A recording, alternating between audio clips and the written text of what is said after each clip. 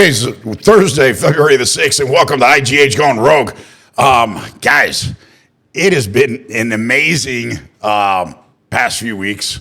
I don't think anybody can be doing anything but smiling, maybe laughing at certain points, but definitely happy overall. We live in a very different world that we did a month ago. It is amazing, truly blessed to be living in this country and to have Donald Trump as our president again.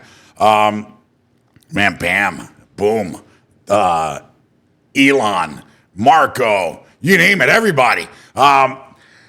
It is fantastic. We have a guest today, former Navy JAG attorney in multiple cities in Washington, D.C., good guy, hardcore, ultra MAGA, one of the, what was it, despicables, disposables? What did Hillary Clinton call us? I can't remember. But there he is, Rod Widstadt, the man, the myth, the legend, all the way from Baltimore County, man, from the People's Republic of Maryland. How can you still live there? At least you got a black MAGA hat, pal.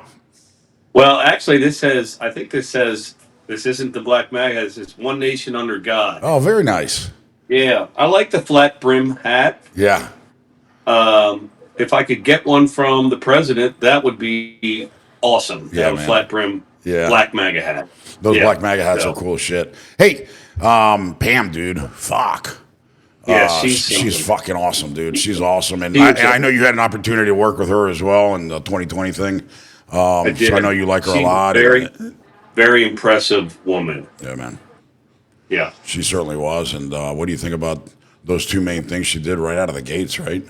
Well, you know what? First, let's talk about her confirmation hearing. I mean, she was calm, cool, and collected.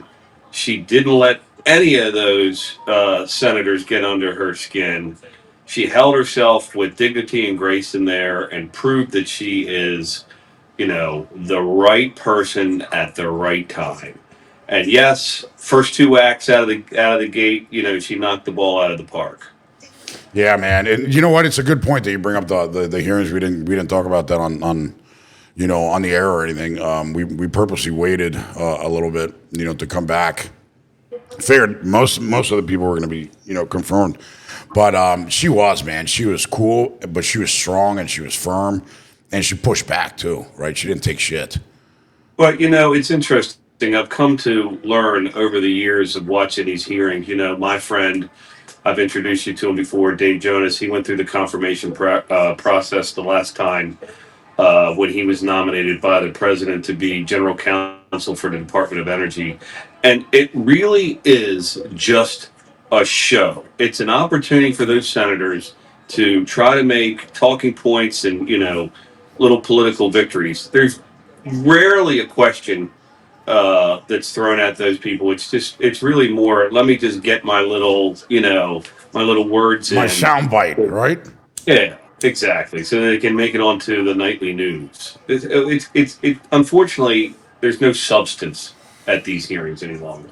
Yeah, it's a show. Well, I think it all went down the crapper with the whole fucking Kavanaugh hearings. I mean, that was, fuck. That was the worst. I don't know if I ever told you this, but I met Justice Kavanaugh many, many years ago. He was part of the Bush Gore recount process. I didn't know that. Yep. I didn't know that. That's interesting. But he's a good guy, man. I mean, shit, dude, come on. They pull up shit that people did at the fucking high school, dude. It's like, are you serious, dude? Right. It's like, he went to high school with some people I know, and look, I was in that crowd. Now, look, I'm in Baltimore, not in Rockville, not in Montgomery County, but did our paths cross? Yes. And let me tell you something about the private school mentality when I was a kid, and how it is now here in Maryland. Yeah. You mess around with one of our girlfriends, and we're going to kick your ass at a party. That's right, dude. You try to rape one of our girlfriends, we're going to kick your ass. That shit never happened. That's right, dude. And it happened too. I mean, look, I grew up in Montgomery County and went to Churchill, and there was a lot of rivalry between us and Whitman and Wooten, and a lot of times ended up in big fucking fights, Yeah, fights big between fucking men. fights. But let's Yeah. say But you nobody were at took a a gun. party Nobody and took a somebody knife, tried to dude. mess with You, one of your oh girls, yeah, you right? fucking show up at their house and beat the living shit out of them. Yeah. It didn't happen. That's No. what I'm saying. Yeah. It didn't happen. Yeah, it was all bullshit, dude. It was all bullshit. Yeah. But fucking Pam, dude. So tell us what Pam did. Well, I think the biggest piece is the denial of grant money to the sanctuary cities. I So how does mean, that work? you know, Can she do that? Isn't that allocated by Congress or by somebody? so, look, I haven't researched that fully, but we're talking about grant monies, and the attorney general probably has a pocketbook there. Okay, some spending authority in the cities, in the states where they can allocate resources. Like the U.S. attorney for the District of Maryland. I can't recall the gentleman's name right now, but he needs resources to conduct his operations. And if he's not going to cooperate and he's going to, put up a fight against ICE, then he's not going to have the resources from the DOJ. That's the way that's going to work. Ah, gotcha. Okay, so it's a DOJ, it's a Department of Justice thing. It's not. It's got to be. Look, they Yeah, didn't. The news doesn't get into it in any depth. They just report. But it has to do with money and resources. but that's good, right? Because you get a piece of shit U.S. attorney like the clown you have up in Maryland, who's a total fucking piece of crap. That wanted to investigate, who's the president, do all kinds of bullshit. That's a great example, Well, right? all right. Let's get something straight. Okay, we've got the Attorney General of the state of Maryland, which is one person, and then there's Oh, the that's right. That's right. U.S. Attorney for the District of Maryland, which is a federal. He's a Correct. federal law enforcement. He Yeah, is the chief federal law enforcement officer for the District of Maryland, whereas the Attorney General. Okay, that's an elected official here in the state of that's Maryland, right. and he has really nothing to do with the federal side. He's the state attorney general, and yes, he's the one who wants to talk about suing Trump. They did it the last administration when there was some talk about him suing Trump. Even though we had a Republican governor, we had a Democrat I attorney remember general. that. Yeah, Yeah, I remember that. so two different people. Yeah. So what about the U.S. attorney now? Did they get rid of him? I haven't seen any news reports of him. He was appointed, Rod Rosenstein, if you remember him from, Trump's first term. He was the United States Attorney for the District of Maryland, and when the whole, thing blew up after Comey, they elevated Rod to basically the Deputy Attorney General because the Attorney General was conflicted out. Yeah. Uh, what was his name? The senator from Yeah, the senator. I can't even uh, remember his fucking name. who was it? The That senator. recused himself. Pardon me. The senator that recused himself. There was attorney general. I can't Yeah, remember right. his So name. they Yeah. put So Rosenstein left. The District of Maryland went up to become basically the number two Yep. DOJ guy, and so when they had there was somebody holding that spot. Well, when Biden was elected, he nominated the current United States Attorney for the District of Maryland. That So he's probably a gentleman is lefty. he's a former delegate here in the state of Maryland. I don't know much about him, but I would think that he's probably going to be replaced. This whole replacement of U.S. attorneys uh, was a really big deal years ago. I think it was when Obama took office. He basically replaced every one of George Bush's U.S. attorneys. Yep.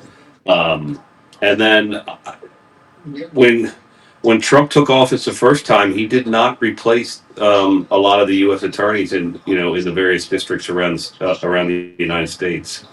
So That's that person crazy. is a very powerful person here in whatever district it is. You hear about the Southern District of New Yep. York, Yeah. extremely powerful position. Wow, that's amazing. Well, I Yeah. hope he gets rid of all the lefties and all the commies, especially in the People's Republic of Maryland. It used to be such a great state, and now it's I'm sorry to say, man, just a communist wasteland. Well, what it is, it's a bastion of tax and spend. I was telling you on the pre-call Yep. But there's two taxes that the current governor, Wes Moore, who's obviously setting his sight probably for a presidential run. He's an Obama type of guy. There's a lot of allegations about stolen valor. He apparently was wearing a Bronze Star without authorization to do so, and his excuse was that his commanding officer told him that he could wear it. That's just look. I was in the military. You don't wear any decorations until you're actually awarded it. So we'll let that one, sit. That'll come back up. But so on the tax issue, Governor Moore, he has proposed in the budget a tax. It's a delivery tax. So anyone in Maryland who's listening to this, and you have Amazon, UPS, FedEx, the United Postal Service, whoever delivering packages to your door, uh, he has proposed a 75 cents per package tax on each package that's dropped at your door. My wife, we probably have 3 or 4 packages dropped at the door a day. This is going to cost me probably a extra $5 a thousand, day. 15, Yeah. in taxes. It's another tax, and then the other one is so. A lot of people when they buy a car, they buy a new car, they trade in their car, right? And you get a trade-in allowance. So here in Maryland and probably most other states, the way the tax works is, let's say you were buying $100,000 motor vehicle, Yeah. and your trade-in value is $50,000. So the difference is that $50,000 that was taxed. That's what they call a registration fee. That $50,000 was taxed. Yep. Okay, so under his proposed new tax scheme, they would not give you that credit for that $50,000 trade-in. You would pay tax on that full $100,000 price Dude, tag. that So fucking state is all about taxes. You remember that other dipshit O'Malley that had the rain tax? the Mr. rain Producer, I just sent tax, you a yeah, picture. If you can put that and the up. flush tax. There was the flush tax as well. With the what tax? Right? There was another tax. It was called the flush tax, and it was for everyone who was on a septic system. That basically you were going to get charged for flushing your toilet. Oh my God, bro. Yeah, Mr. Producer, see if you can put that picture up. This story, the one I was telling you before we got on the air, that Wes Moore is proposing a tax hike on income and on capital gains. Of course. Dude, And how much and here's higher, dude? here's It's another good insane, one. dude. So senior citizens have a discounted fishing license in Maryland. I don't know what the cost is, but he's got a 240% increase on senior citizens fishing license fees. Holy shit, dude. That's what people want to do when they're retired, right? Is go fishing, Of dude. course. Of course. Dude, that's crazy, dude. That's Dude, all Democrats know how to do. They don't have any other ideas except tax and spend. yeah, And speaking of spend, now we're seeing why our taxes are so damn high because we're sending Big Bird over to Iraq. yeah. And we're and Now we're look, and we're coming up with comic books with trans superheroes to push in third world countries, dude. What the fuck is that, dude? Did you hear the press secretary yesterday with a laundry list of shit? $26 million went to media companies. 20. Well, I'm not media companies. is To that why Politico, I you're think, so right? wealthy, Ivan? Dude, if I would have known, bro, if I would have known that USAID was giving out cash, man, I would have gone and knocked on the door of Uncle Joe or the big guy and cut a deal with him, man. Fucking A. The big guy. We're scrounging for fucking pennies, trying to fucking do that project.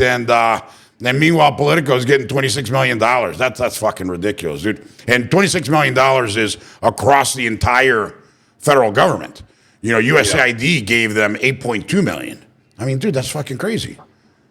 So a buddy of mine sent me a list today of all the monies that were sent to. I think it's our 7th congressional district, which is Mfume's district, for all the was it Lutheran or Episcopal churches that are running immigration operations, and it was. I mean, I saw $140 million went to one church here in the 7th Congressional District. $140 million. Look at that. Look at the screen. That's the Californication of Maryland. Says, second paragraph, Mr. Moore's latest budget proposal includes a major tax increase.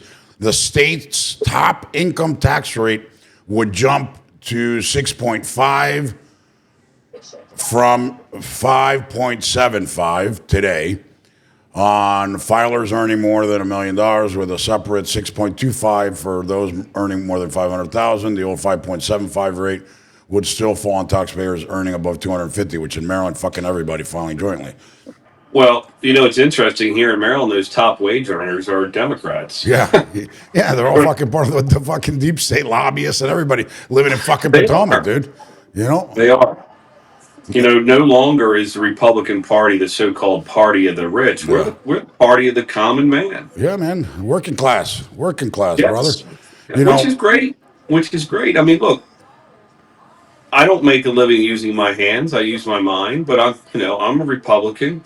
I have lots of friends who are in the trades, and they all were telling me. I mean, I had concrete poured at my house, and the concrete man came out, and I started talking to him about politics, and he said, "You're damn right. I'm going to vote for Trump." yeah. Dude, I told Yeah. you in 2021, I was still in Maryland, and the county sends workers out to trim the trees or whatever that are by the power lines, and a lot of these workers are Hispanic guys, Salvadorians, Mexicans, and they knocked on the door. Hey, we got to trim. Can you move your cars out of your driveway so shit doesn't fall and break and whatever? So I start talking to them while I'm out there. It was right before the election in Virginia. And a lot of these guys live in Virginia, And I was asking them, and I said, hey, so, who did you support? Did you support Biden, Trump? And they're like, oh, no, Biden, but fuck that. This fucking, like they said, este viejo de mierda no sabe nada, this fucking old man doesn't know, anything, right? And shit's fucked up. I remember by then, dude, the gas had gone up. The fucking supermarket pricings had gone through the roof. Just a year after fucking Trump. And I said, well, where do you guys live? And they're like, in Virginia. And I said, who are you going to vote for, Youngkin or fucking, Terry McCullough? And they're like, fucking Youngkin. They're going to vote for Youngkin. And they did, bro. It was a 22-point fucking Hispanic swing in fucking Virginia, bro. From 2020. And that got Governor Youngkin elected by 1%, which was fucking crazy. The Hispanics fucking just fucking bulldozed all the way on the other side. And, we saw it then in 2022, and we saw it obviously now, right? And in this election, 46% nationwide. It's fucking crazy. But, going to that point is, dude, everybody, I think, that has to work, right? That is not making massive amounts of money feels it in their pocket with the gas in the grocery stores. Yes. And that's why they fucking failed so miserably, because they were talking about fucking trans, tampons, and bathrooms. That's all they did. Well, what was one of the first things Biden did when he got into the Oval Office is he shut down the pipeline, right? Yeah. I mean, that's what really started the inflation. I mean, when you cut off energy sources, okay, it takes fuel, diesel fuel, for trucks to deliver Trains, groceries. everything, dude. Yeah. Everything, exactly. So that was the seed that was planted early in when he took office. Well, and on top of that, they pushed that whole Department of Transportation crap. The trucks had to log miles and pay taxes in each state that it drove through. Oh my, I didn't know. Yeah, about dude, that. it was fucking crazy. It was absolutely fucking nuts, dude. I mean, trucks, they're driving in Virginia. They got to log their miles in Virginia. They go into Maryland. They got to log the miles into Maryland, into Pennsylvania, New Jersey, New York. And they got to pay taxes in each state for the amount of miles they drive in each state every fucking month. So, wonder why fucking pricing is going through the roof? Because everybody's fucking taking a piece, dude. Dude, this is a free-for-all fucking assault on everybody's fucking pocket except the rich that, well, what the fuck, whatever, an extra 10 grand. It doesn't matter if you're making, $1 million, $2 million bucks, right? I mean, these elitists, they don't care. I mean, remember years ago, what was her fucking name, that idiot? I think it was Susan Sarandon or something that said, you should only wipe your ass with one sheet of paper, toilet paper. Remember that shit, dude? I was like, holy shit. Somebody stay away from that fucking bitch. She must fucking smell like dog shit. It's fucking amazing. I mean, but dude, the audacity of these fucking people, dude, is fucking bizarre. They're just fucking nuts. They are nuts. Dude, the ICE raids, we saw all over the news this morning. David, you got a video for us, right? Mr. Producer, Mr. Snurgly. We got to get a Mr. Snurgly, Rod. Well, you saw my Facebook post last night. I put a image of Dastardly, that dog from the '70s. That and what was the dog was Smedley. Anyway, Dastardly, because Al Green gets up and says he's going to introduce impeachment articles for the dastardly deeds of President Trump. Let's see if we can find you. I can't see it. It's not on the screen. There it is. Wednesday morning, federal agencies teamed up to swarm several Denver metro apartment complexes. Any drugs in the house? Come in and check. The ICE Denver office said more than 100 members of the Venezuelan prison gang Tren de Aragua, or TDA, were targeted in the raids led by Homeland Security Investigations. Our cameras on scene saw several people detained and taken away. We've learned agents made more than a dozen arrests. I'm finally glad somebody's doing something about this. These actions were targeted operation focused on violent criminal aliens, TDA members, and those who are a threat to our public safety. Some witnesses dispute that violent criminals were the only ones targeted, concerned the door-to-door sweeps seemed to be looking for any undocumented immigrants. All right, so you saw those raids, but there was, so tell us about this. They were talking about how they were tipped off and all kinds of shit, right? Well, so they went into that one apartment complex where the one that had gained national attention during the election, and there was no TDA members there. And outside, there were, these so-called protesters who are really agitators. That's what they are. That's all they are. And they've got a bull. She's got a bull. I think it was a she. I can't tell what. See if you can find that video, Mr. Producer. You can't. What's that? I was on our producer. See if you can find that video. Oh yeah, you can't tell with these people if they're men or women, but they're out there with a bullhorn in Spanish. Giving instructions that I would imagine it was some kind of lawyer, probably funded by USAID. Yeah. In Spanish, telling the inhabitants of that apartment building not to come out, and if they're apprehended, not to say anything. I mean, obviously somebody tipped them off. They've got a leak somewhere, whether it be local law enforcement or maybe even somebody at the federal level. Tipped them off. I saw a report the other day that they're communicating. Was it TikTok that they're communicating, and they're leaving these encrypted messages like "leave the bananas outside," which means ICE is coming into the neighborhood. Oh wow. So, yeah. Oh yeah. They're using social media to to communicate their message. I mean that's how all those rioters were assembled 4 years ago in Portland and whatnot. Social media. Dude, that's crazy, man. And the thing is this is so when Trump was saying solar energy services. Solar you on the energy bills. Why wait? Sunshine's wasted. Can you hear me? We lost our mic for a second. There it is. Okay, I'm back. I'm back. Yep. Okay. Sure. Yep. All right. Yeah, I don't know what we had. We had some technical glitch. Mr. Snurgly, what did you do, man? We're gonna have to replace Mr. Snurgly.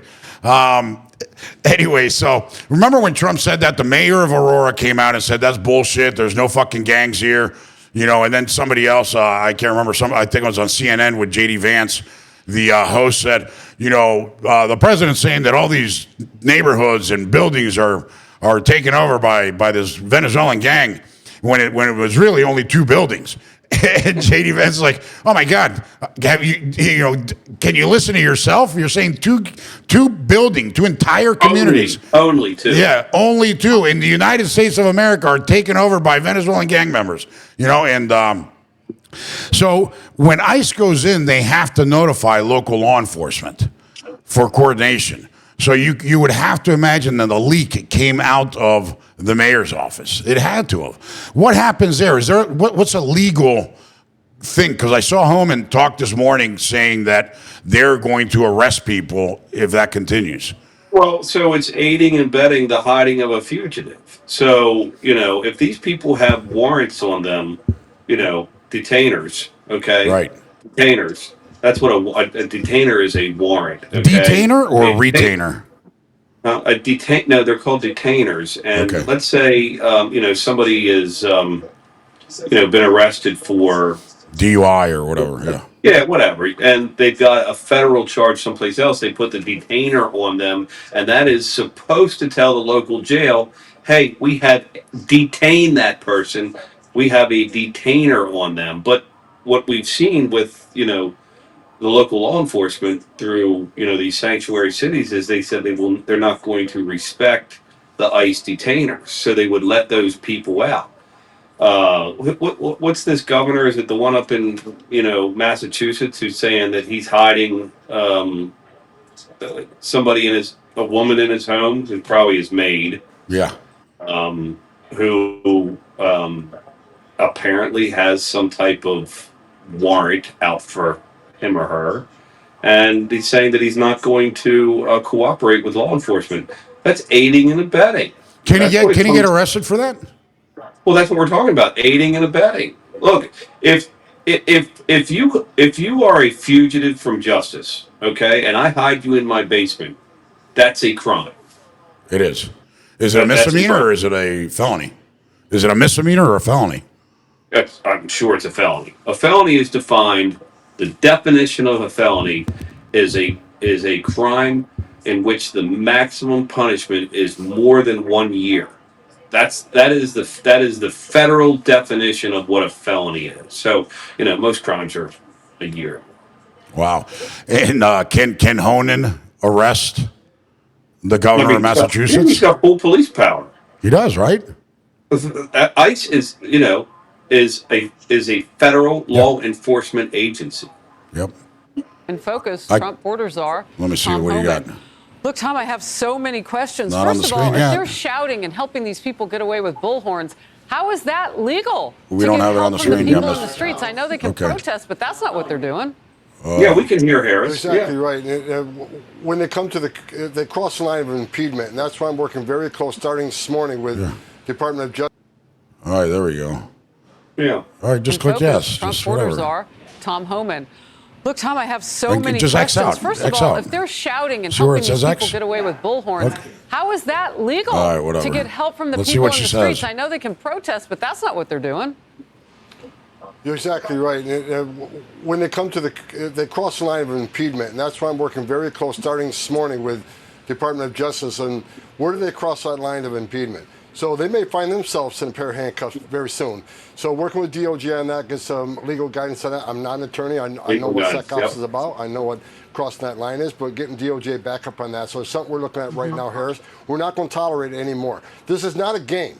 When we show up these sites, this is a dangerous job for the men and women of ICE and Border Patrol and all the DOJ agencies.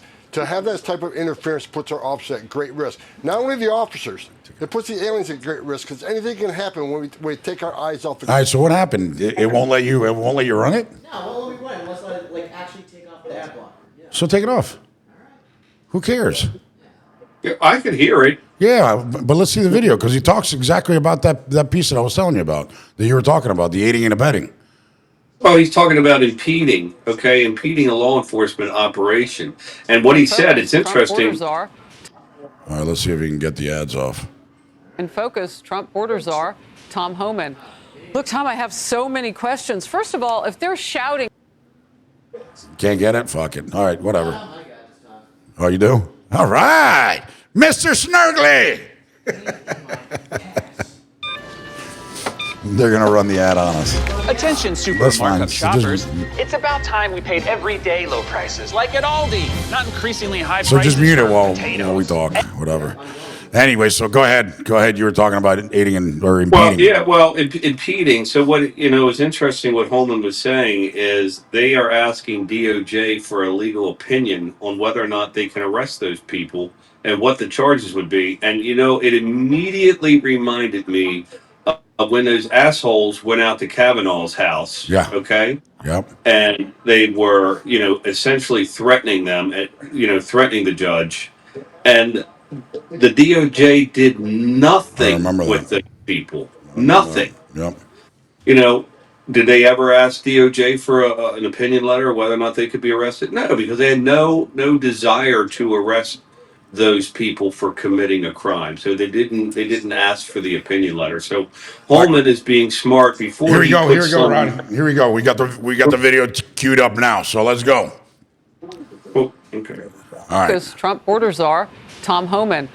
Look, Tom, I have so many questions. First of all, if they're shouting and helping these people get away with bullhorns, how is that legal to get help from the people in the streets? I know they can Exactly. protest, but that's not what they're doing.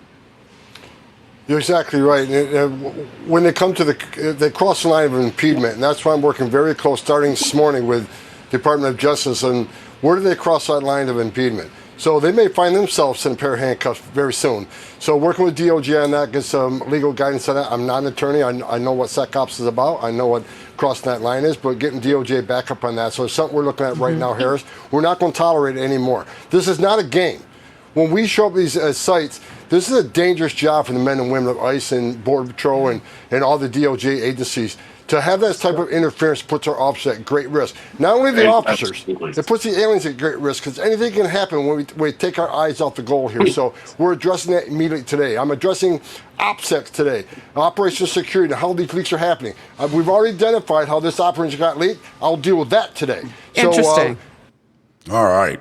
Dude, obviously that guy's a stud, man.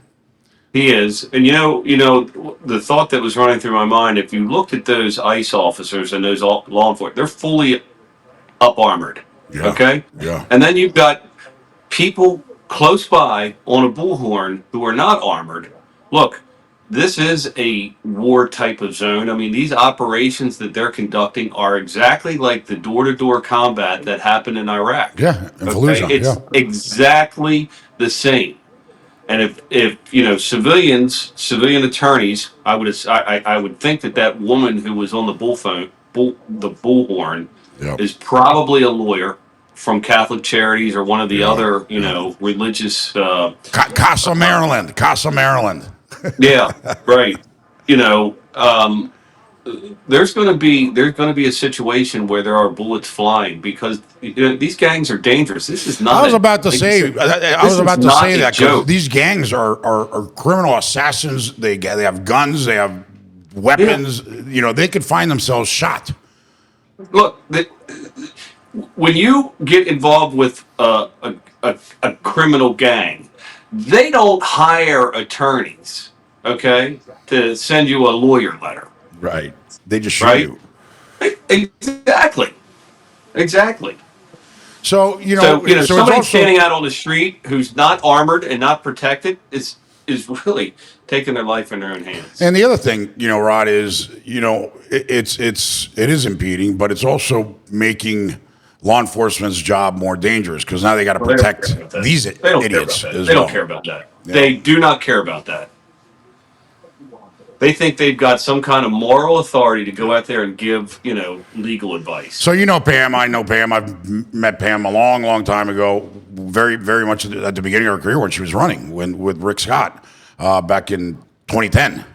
In that wave, that Tea Party wave, right? Totally reminded me. That's when Marco ran for the U.S. Senate, beat out Chris Christie, etc. There was a historic moment. And you worked with her in 2020 and have stayed in touch with her. You think she's going to put up with this bullshit? Oh, of course not. Look, I don't know Pam Bondi. I mean, I know her, but I don't know her. You understand what I mean? I have a professional relationship with her. She and I worked together on the Trump campaign the last time around, and in Philadelphia, what we call EDO, Election Day Operations. but only as a, not a friend, a Yeah, yeah, professional yeah, yeah, relationship. yeah. But I have been so impressed with her. Not only, is she smart, she's also tough. Yeah. Okay. And look, you don't get to the position where she is without having both qualities, Yeah. at least on our side of the party, Yeah. you know. Yeah. Now, you know, some of these attorney generals who have, sat in that office before, they may be smart people, book smart people. Are they tough? No. And No. speaking of tough, how about Governor Christy Noem? Oof. Oh my gosh. I mean, putting on the armor and going out there South on Dakota, raids. baby. Right? Yeah, it's funny. South Dakota. I lived in South Dakota for a year. I was in law school. My first year of law school, I went to South Dakota. I wanted to get away from the East Coast, so I tried to pick a place as far away as I could so that I could just study. I was fortunate enough to be in South Dakota while the movie Dances with Wolves was being filmed. Oh, wow. Yeah, oh yeah, it was a really a unique opportunity. To be out there with the native people. And let me tell you something, they are some wonderful, beautiful people. Um, I know that my friends in South Dakota are probably upset with the renaming of the so-called commanders in Washington, D.C. I mean, that's just a joke. Yeah. But yeah, South Dakota is a beautiful state. I got to hunt every day Yeah. pretty much while I was in law school. I would go out to the mighty Missouri River and just shoot my shotgun out over there. It was a lot of fun. But being out there while they filmed Dances with Wolves was really unique. And I'll tell you an interesting story. So um, while I was out there, the law school had an organization called the Native American Law Students Association. And look, my family's been in Maryland since they came over on the Ark and Dove, 1634. And like Senator Warren in Massachusetts, I have a little tiny, tiny little piece of Native American blood. And while I was out in Probably South more Native Dakota, American than Senator Warren, huh? probably not, who knows how much, but my like 37th great grandmother was Princess Kittikamunda of the Piscataway Indian Nation here in Oh, Maryland. wow. She married a gentleman by the name of Giles Brent, who was the first governor of the state of the colony of Maryland under Leonard Calvert. But anyway, so when I was out in South Dakota, I said, "Hey, I'd like to join the Native American Law Students Association," and they said, "Well, you can join, but you can't be a voting member." And I'm like, "Okay, well, okay." They said, "Well, unless you're Native American," and I explained it. My like 37th great grandmother was this Indian princess. So they allowed me to be a voting member of the Native American Law Students Association. Well, the dean of the law school found out about it. And one day I got a note. I was sitting in class and I got a note. Mr. Whitstad, please report to the dean's office after class. And I'm like, oh shit, man, what did I do? He I found get out up you're a there. Republican. I get up there. Well, the interesting thing is the assistant dean was a Air Force JAG officer. But anyway, I get up there and he's got my application. He's like, Mr. Whitstad, I'm reviewing your law school application. And it says here that you're white. And I'm like, yeah, I am white. He Right. goes, well, how are you a voting member of the Native American Law Students? I told, well, that's great. He goes, would you do me a favor? Would you uncheck white and recheck Native American? I'm like, what? Like, what? What are you talking about? I Quotas. said, why? And he said, well, the more minorities we have enrolled in the school, the more federal money we get. And I looked at him, I go, well, I'll do that if I get a third of the money, that the feds are going to send to you for having me enrolled here. I wanted my attorney's, one third contingency fee. And he kind of just laughed and said we couldn't do that. But living in South Dakota was absolutely the best. And the guy who sat next to me was a gentleman by the name of Charlie Aberesk.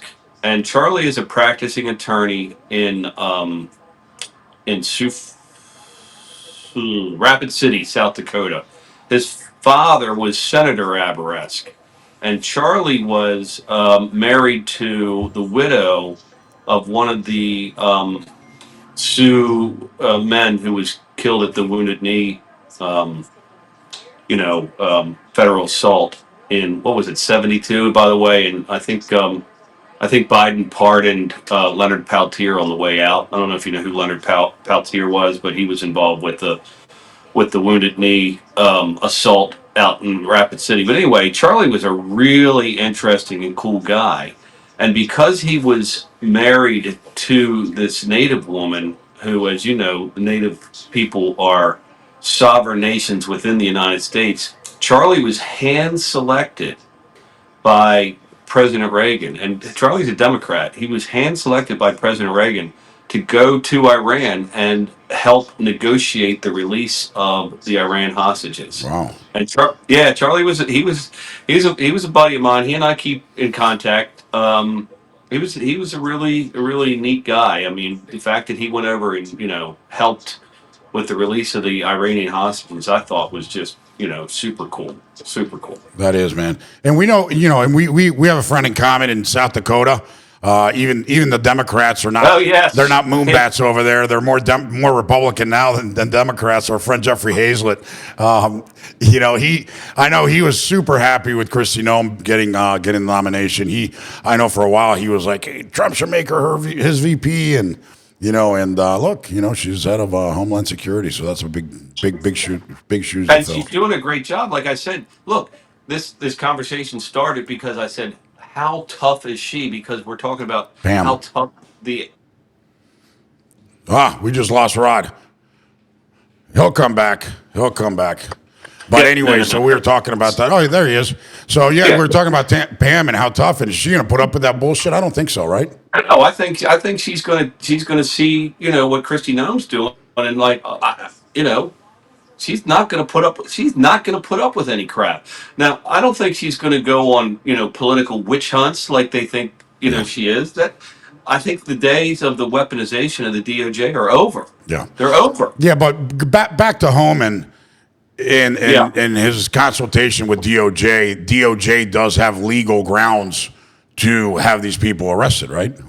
Well, look, part of the job of the DOJ, when we're talking about the lawyer side of the DOJ, is to provide legal advice to agencies. Right. Okay. Look, I don't know how many assistant attorney generals there are out in the world. I mean, there's 10,000 of them who work for DOJ. 10,000 of them.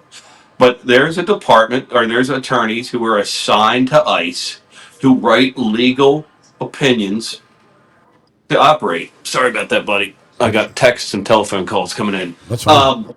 So the DOJ, the lawyer side of the DOJ, part of their, there's so many different, functions of the DOJ. Part of it is to bring criminal federal charges against individuals and companies and corporations, and the other is to provide legal advice. And of course, then there's the civil litigation side of things. So yes, when Holman's talking about he's going to go talk to DOJ, he's going to ask them for an opinion letter of what are our options when we're conducting a raid and there are civilians getting in our way. And you, as a lawyer, what would be your opinion if you're a DOJ? Because rumor has it that you're going to be. Rumor has it that you're going to be a DOJ sometime later this year. So let's get you on the record now, man. We'll see. So it's interesting. So okay. So look, you cannot get if that person who was out there with the bullhorn is an attorney, and he or she, whatever that person was, has a client inside the building. Oof. That puts a little bit of a spin on it. Like you can't, the law enforcement cannot get in between an attorney and their client. So if she's an attorney and she's giving legal advice to her client, it kind of reminds me. When I was in law school, What a way to fuck I was things down in up. Georgetown. Or when I got out of the Navy, I was in Georgetown with a friend, and we drove home, and he got pulled over on New York Avenue, right by the McDonald's there, Route 50, heading out of DC, and got charged with got arrested for DWI. And I asked the police officer, I said, where are you taking him? And, they took him to wherever it was in Washington. And I went down there and I demanded to see my client. And they had to let me in. Okay. Now, I wasn't impeding on a law enforcement activity, but I was asking to see my client. So, if that person's a lawyer, that's gonna throw a big monkey wrench into the legal analysis. Fuck. If that person is a non-lawyer, oh, they're going to get arrested. I would have them charged. Wow. Well, dude, that was very educational, Rod. Thank you. So it's not as black and white as everybody thinks, and fucking lock them up and throw them in there and beat the shit out of them or whatever. Well, that's the the thing about look. That's why you get all these different opinions, and that's why we have a Supreme Court in the end. I mean, the cases that the Supreme Court often take are when there is what we call a split in the opinions of different states, so that they can once and for all say what the law of the United States is. But when I was in law school, here's the thing about law school: it's not hard at all, because there is no right or wrong answer when you're writing an essay. It's how you get to that conclusion. That's why you can have different judges have different opinions on legal issues. But when the Supreme Court speaks, that's the end. Wow, man. That's fuck. Complicated, man. That's probably why there aren't that many good lawyers, and that's probably why, when they're not good lawyers and they're more agenda driven, they fuck shit up and they turn the DOJ into what we saw the last 4 years, right? Well, look, when you're a government attorney, a DOJ attorney, you have to put your political beliefs aside. Okay. Now, the problem is with the last Department of Justice, specifically with regard to Trump, is they went around and looked for charges. Okay, you can't do it that way. You don't pick a name and then go out and see if you can find a charge. Okay, when a crime is committed, then you can prosecute, but you don't go and look for crimes against a certain person. That right there is the weaponization of the DOJ, and that's got to end. That's fucked up, dude. That is fucked up big time. Like, I'll give you for example. Okay, so Chuck Schumer, as we saw, threatened Justice Kavanaugh, and a couple of the other Supreme Court justices when he was out in front of the Supreme Court saying, "We're going to come get you."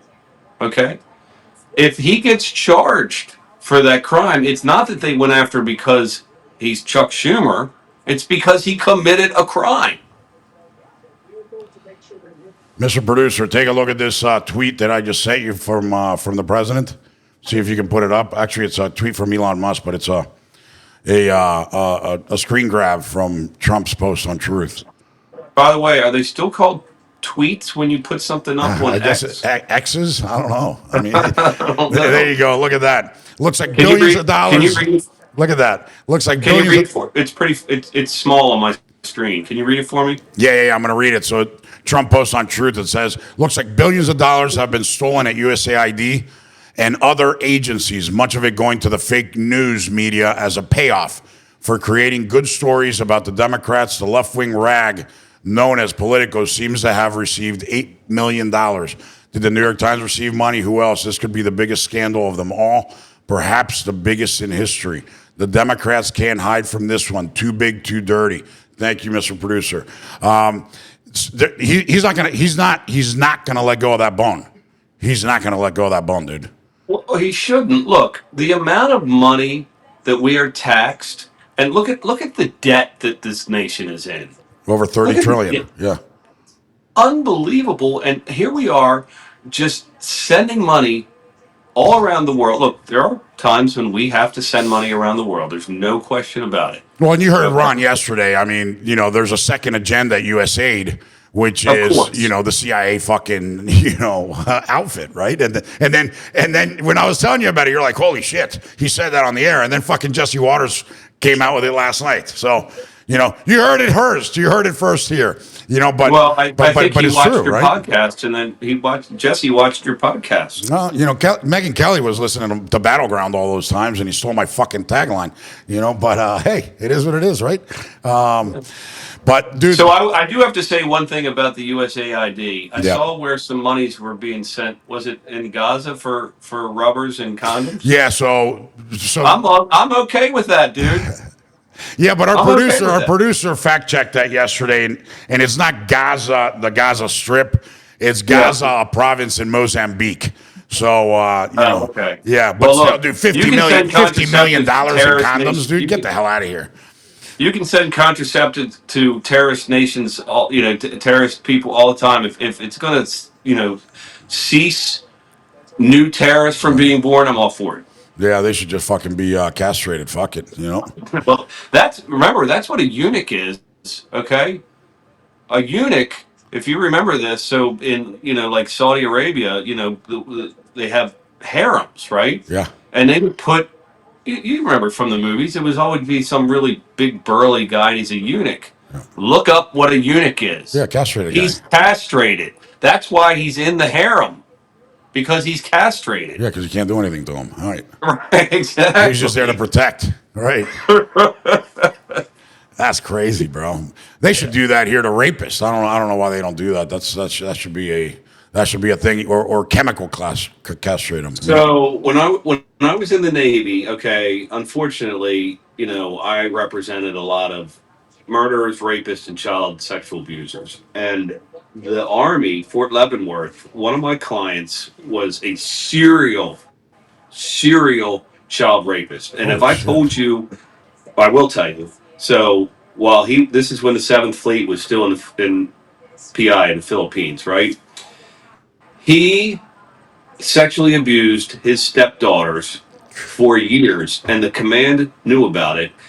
And when they shut down the PI and he got shipped back here to the United States, he continued to abuse his stepdaughters. And dude, that's fucked up. Commanding officer here in San Diego found out about it and had him charged criminally. And he was court-martialed and went.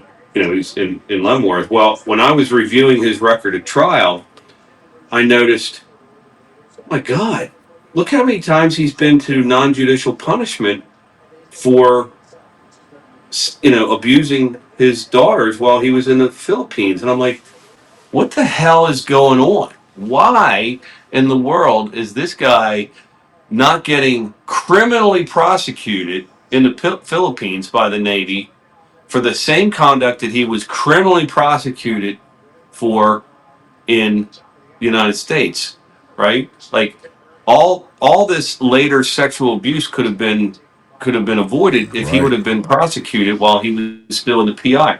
And listen, I swear to God, this is what I was told. I was told that the commanding officer of the Seventh Fleet had the mere Filipino rule. Had what? The mere Filipino rule. And I said, what do you mean by that? They said the victim was a mere Filipino. Holy shit, dude. Holy shit.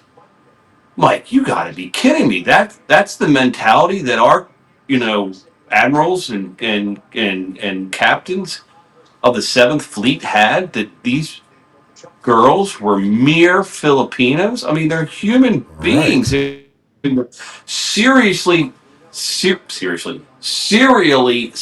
molested by my client. Now, luckily, he got, I don't remember what his sentence was. I mean, I'm not kidding you. It was like 80, 90 years, right? 80 or 90 years for what he did to those girls. And he was in Leavenworth, and while he was there, the CEO of Leavenworth they were conducting studies on the sexual predators who were in there, and they were trying to figure out how they could alter their genitals so that they wouldn't be aroused when they saw images of children. Oh my God. Yeah. So did they castrate him or something? No. I mean, I can't remember the full details of it, but they were they had something hooked up to it. Jesus. Okay. Yeah, they had something hooked up to it, and they would show them images, and they would Jeez. they would measure whether or not there was any growth. Yeah, yeah, yeah. Oh my God. Seriously, seriously. Now these prisoners, they consented to this because they knew that they were warped, Yeah. you know, sick individuals. All child molesters know that they're sick. They all know it. They just continue to do it. It's I fucking once crazy, asked bro. my expert witness. I was preparing for a trial, and the defense is that this guy was molested as a child himself. And I'm like, man, I just don't get it. And he goes, let me explain it to you. He goes, when you were a child, your mother, your father put you to bed. They, brushed your teeth. They laid you down. They pulled the covers up. They read you a story, said your prayers, kissed you on your forehead, and you went to sleep, right? That's normal. Well, what happened to these people is that when they were children, they go through that same thing, but maybe the dad would put his dick in the kid's mouth, Fuck. right? And So these they were kids, molested. they grow up thinking that's normal. And when they become adults, they do that to their own children. Jesus Christ, dude. Yeah, that's what this psychiatrist told me. But a lot of it is just learned behavior. So they were molested as children as when they well. were molested as children. Yep. Fuck, dude. Yeah. Yeah, dude, I represented this. I don't know if I've told you this on another episode, but I had a woman that she and her husband were both active duty naval persons, and they had two boys, and this family had orgies. Okay. These boys were like 13, 14, 15, and they were having sex with each other. The two boys were having sex with each other. Dad was having sex with them. Oh my They God, had sex dude. with their mother. And by the time she got to court martial, she was pregnant. All right. Fuck. And they couldn't tell who the father was. Was it her husband or was it one of her two boys? Ricky's truck is having trouble spelling. Yeah. Dude, that's fucked up as shit. That child was born. She was in prison when that child was born. The child was taken from her immediately by social services. That was about 1995. So that child is That's old. crazy, dude. Federal judge orders limited Doge access to sensitive Treasury Department payroll systems. Yeah. So what they're worried about there is non-governmental employees. I mean, there's a lot of social security numbers and all that kind of stuff in there. I mean, that's not what he's looking for. He's not going after individual paychecks. Yeah, yeah. He's looking for big checks going to different agencies and what the memo is for the reason of that payment. Look at that. Alliance for Retired Americans et al. Plaintiffs. That's what it is. There it is. It's actually on Fox, the whole fucking complaint. Yeah, that was news. I saw it last night where that federal judge had granted that injunction. So they're not going to be allowed. They're not going to be allowed to look at individual paychecks, right?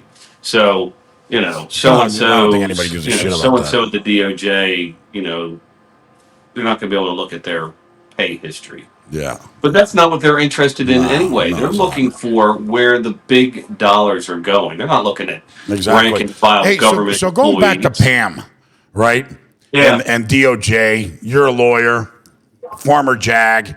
You've seen a lot of crazy shit in your day, and even recently that we can revisit in a minute if you want, back from the PPE days. But what is going to be? How does she clean that fucking cesspool up? Well, first of all, Because it's huge, right? It's a huge fucking organization, I mean, there are Google so it, many. but I can't Google like how many lawyers are in the DOJ. Mr. Google Producer. it. It's got to be 10,000.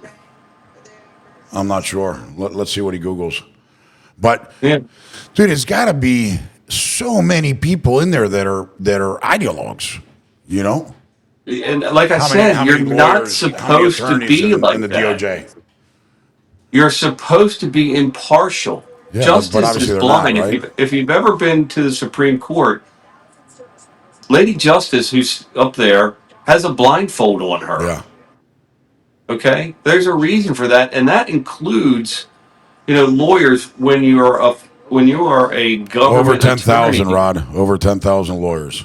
Yeah, there you go. Yeah. So it's gonna. There are lawyers. Look, I remember when I first got out of law school, I had some roommate down the beach, and he was an AUSA, assistant USA, and he hated Ed Meese. And I said, "Why the fuck don't you just quit?" Right. No, was it Ed? Not Ed Meese. No. Who was the? See if you can Google this real quick. Who was the Attorney General when Bush won? I'm sorry, George W. Bush was the president. Oh, it was that guy from Missouri.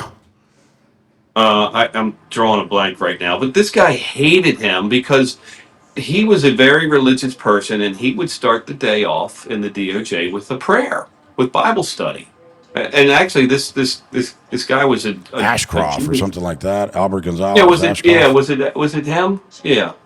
Right. And he hated him, and he would. Yeah. I said, "Well, why do you work for the? Why do you work for the Department of Justice if you don't like your boss? Like, quit, do something else." Yeah, what do you say? I don't know. He's a piece of shit, man. I mean, he needed a paycheck. There you go, bro. There you go. Yeah, he needed a paycheck. But all he would do was bitch and bitch and bitch about who the AG was. Like, okay, leave then. Right. If you don't believe in the mission, leave. So, I'm sure there's a ton of lawyers. Look, all the appointees are gone. All the appointees are gone. But the bureaucrats, the rank and file lawyers, I mean, I'm hopeful, optimistic, I guess, that the rank and file lawyers are not partisan. Now, look, if you're working for the DOJ and your boss tells you to investigate Donald Trump, Yeah. okay, that's your job. You're going to do it. Does that mean that you're an ideologue, out to get him? I hope not. That would be a problem, right? Well, yeah, that is the problem. You're not allowed. Look, the DOJ cannot say we're going to come after Ivan. Let's find the crime. Okay, Yeah. if they know that you've committed a crime, then they can come after you. It doesn't work the other way. It's not a name and then go find a crime, and that's what they did with Trump. For the past 4 years, they went after and they looked for criminal activity. You can't do it. It's not the way it works. That's not the way the Constitution was written. So, see if Mr. Producer can put up that tweet from your friend Sidney Powell. It says, yeah, I don't really think that he can do that. The President of the United States has full authority over the executive branch. A tweet saying, that the federal judge is limited Doge. That's not true, right? Wait, she's saying what? So it's there's a tweet that says, David, can you pull it up? Breaking now, federal judge limits Doge access to sensitive Treasury Department information. Right there it is on the screen. Sidney goes, I really don't think he can do that. The President of the United States has full authority over the executive branch. She's criticizing the judge. Yeah, Okay. yeah. But I don't think that's accurate, right? I mean, the judge can say, legally he can't do that. I don't know enough about the case, but look, a federal judge has a lot of power, and yes, they can enjoin executive activity, but they better be on solid ground when they do it. What's the penalty if they don't? Nothing. Okay, so We'll get overturned on appeal, and maybe. So a lot of times when judges make dumb rulings, they get overturned on appeal, and that opinion is published. Okay, now look, no appellate judge is going to just come right out and say this judge is a dumbass for ruling this way. But there's a polite way to write it. Okay, there's a polite way to write an appellate opinion when the appellate court is like, there's no reason, a trial judge should have made this ruling. Well, if you look at some of the opinions of the judges, in the appellate case of Trump on the 34, felonies or indictments, right? But we're in the appeal yet, so there's no. Yeah, but there was a hearing a couple months ago, and one of the judges said, this case would have never been brought to trial if the guy's name was John Smith. Yeah, so that was on the judgment, and so I don't remember what the dollar amount of the judgment was, but it was massive, It was like massive. Yeah, $485 million. Yeah. right. So to take an appeal, what the court was requiring was that Trump post a All of it. bond Yeah, in for the all of it. same amount as the judgment. Yeah. Okay. Yeah, they wanted to And bankrupt them. Yeah. right. And so, look, the appellate court rightfully lessened the bond. I think it was like $67 million or At the something. end, That yeah. Yep. yeah. But that case, basically what they were saying, wasn't right for appeal. The courts do not like what we call interlocutory appeals. I Which is think what? What does that mean? interlocutory appeal is when an appeal is taken while the trial is still going on. Okay. They like to take an appeal when the case is finally finished and then review the entire transcript for error. There are cases where interlocutory appeals are proper, and they will be heard, but appellate courts do not like to take interlocutory appeals. And at the end, I think the Trump defense in the Alvin Bragg bullshit case. Remember, they had asked the Supreme Court to step in Yeah. and postpone the sentencing, and the Supreme Court declined to do so because they didn't want to get involved with it at an interlocutory. They wanted the case to be final. That case will go to the Supreme Court. It will end up That there, case right? Yeah, so first it's got to go. So the appellate process is in a case like that, and I'm not a New York attorney, so I don't know how many courts of appeal they have. Here in Maryland, we have two courts of appeal. One's called the court. Well, they just changed the name, but I'm going to use their old name: the Court of Special Appeals, and then the Court of Appeals. The Court of Special Appeals is like a lower appellate court. But anyway, to get to the Supreme Court, you have to exhaust your appellate remedies in a state case. You have to exhaust. So you And so have you to got to go go to the Supreme Court in your state too, right? in your yes in your in your state first, and then you can go straight to the Dude, Supreme so that Court. And costs you, millions and millions and millions of dollars that he'll never get back. so I think I showed you one time.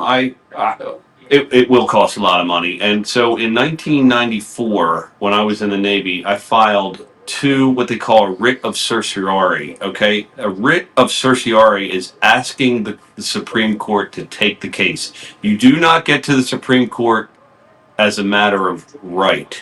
Okay, there are ways to get there, but normally it's not a matter of right. The court has to agree to take the case because they only want to take special cases.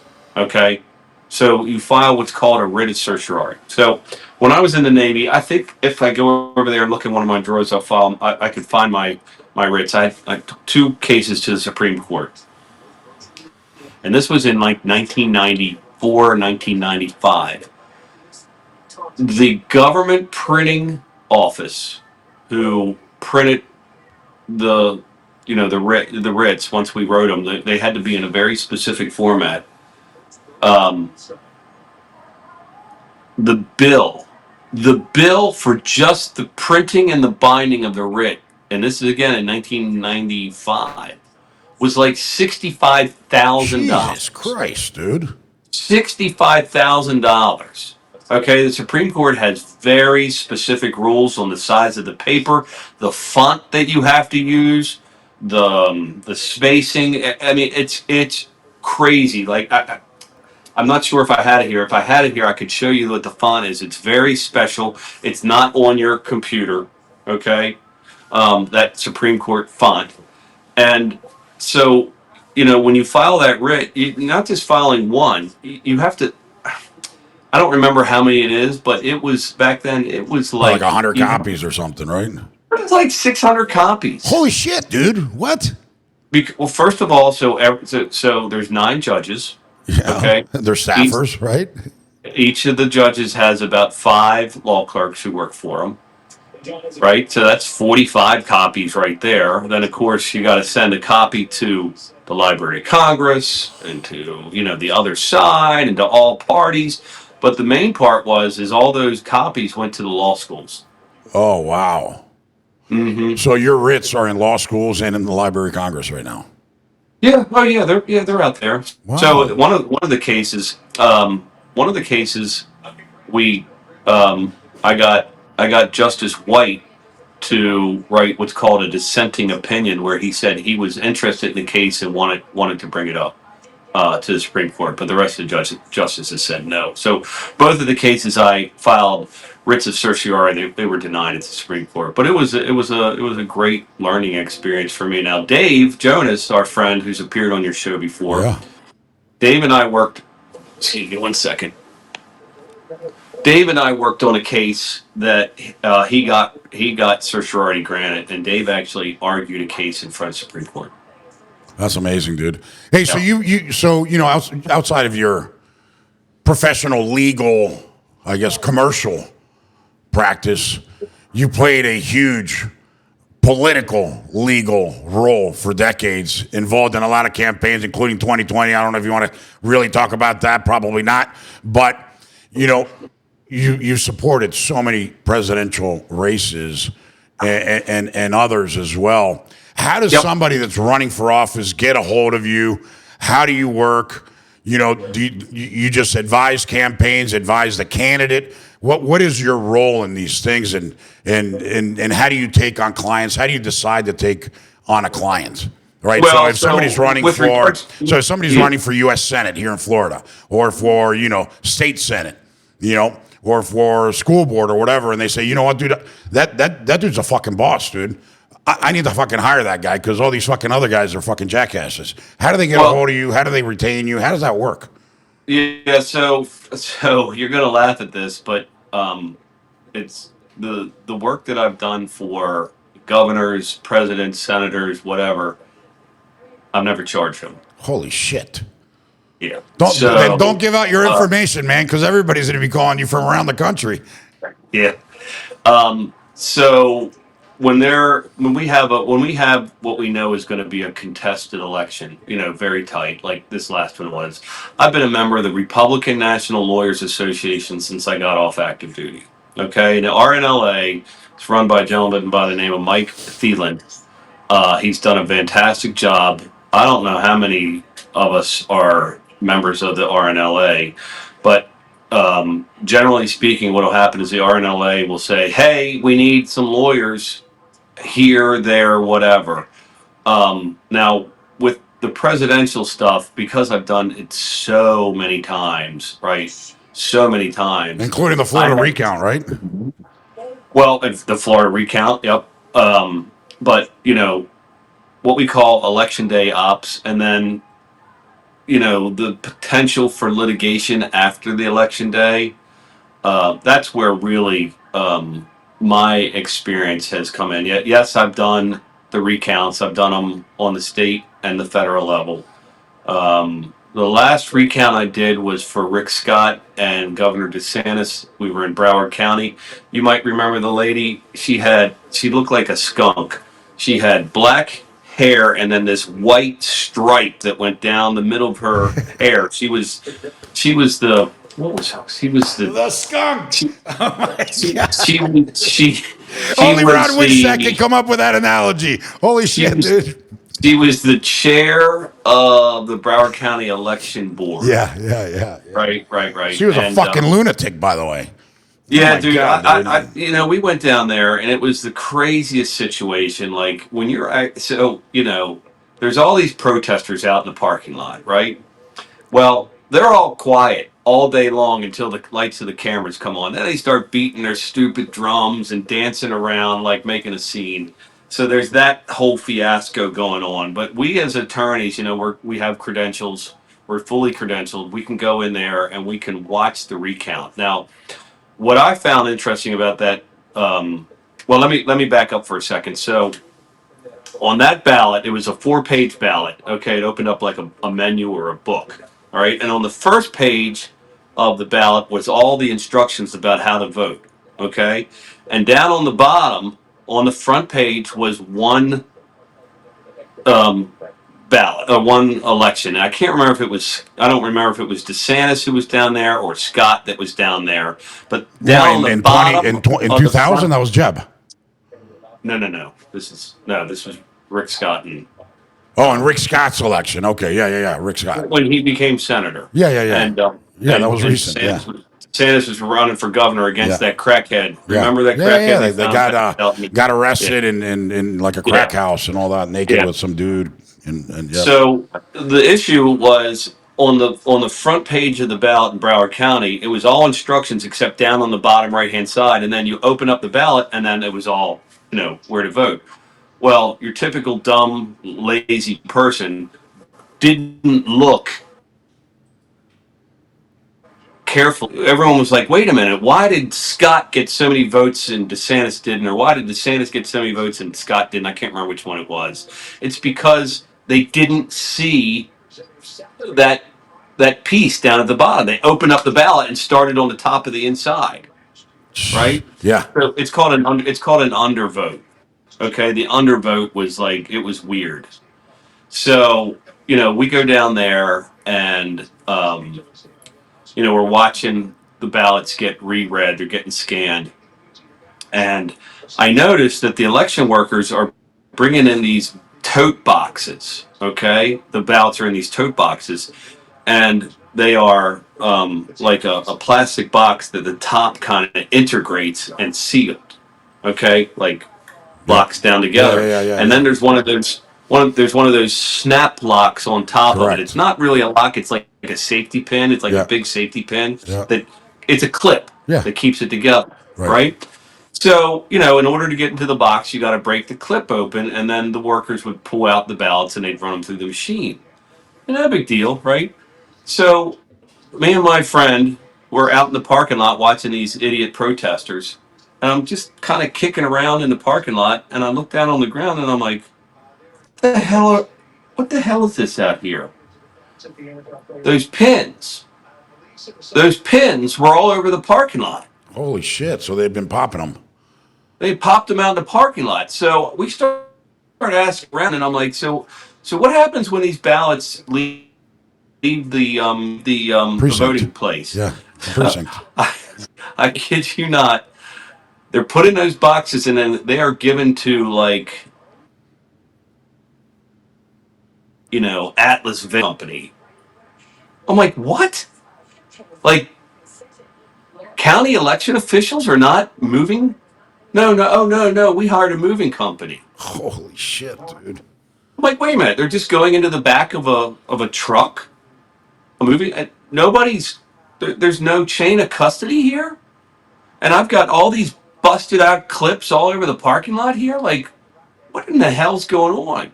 Like, there was no security on these ballots. Well, as it turns out, when we did the recount, and again, I can't remember who had the under ballot, but whoever it was, during the recount, we picked up 300 votes for either Scott or DeSantis. 300 votes on the recount.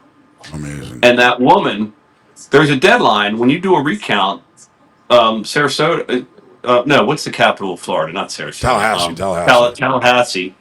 Tallahassee says, okay, you do your recount. That recount tally must be to us no later than 1 o'clock on Tuesday afternoon, whatever it is, right? So as it turns out, in Broward County, we picked up 300 votes in Broward County for the Republican, whether it was DeSantis or Scott, I can't remember what it was, and we're like, okay, certify the vote. And she's like, I'm a little busy right now. She was running out the clock, yeah. She ran out the clock. What a piece of shit. So they requested the recount. Okay, it wasn't us. They requested the recount. And then when the vote turned the other way towards the Republicans, so she wasn't certified. Yeah, they didn't certify. So, that's amazing, bro.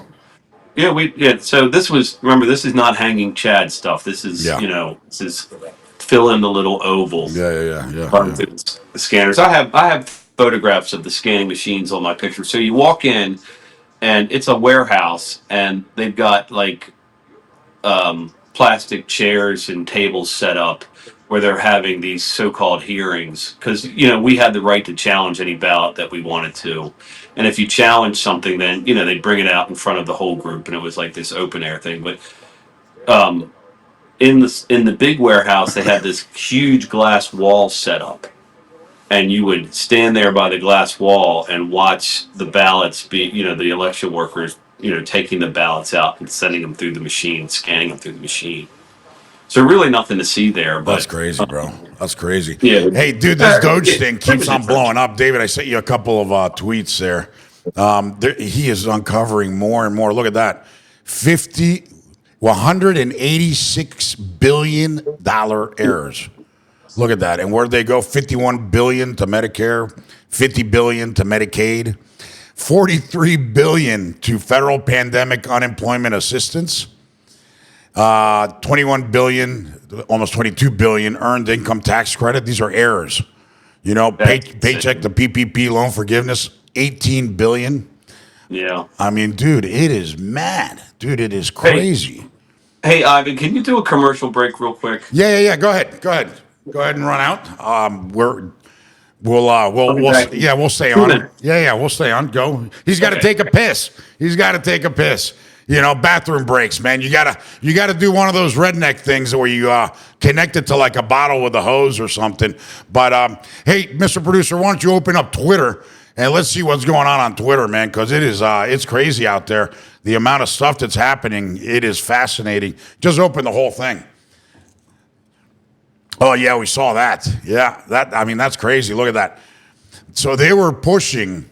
USAID was pushing programs on foreign countries for them to pass laws and regulations to influence, to censor content on social media. Look at that. Developing norms and standards. This is actual language.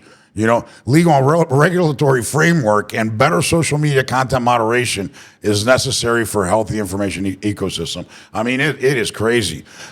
These guys have no control. They have absolutely no parameters, and we see it every day. And I think the job that Elon Musk and his team is doing, and we saw yesterday the media trying to dox, the kids that are helping Musk in Doge.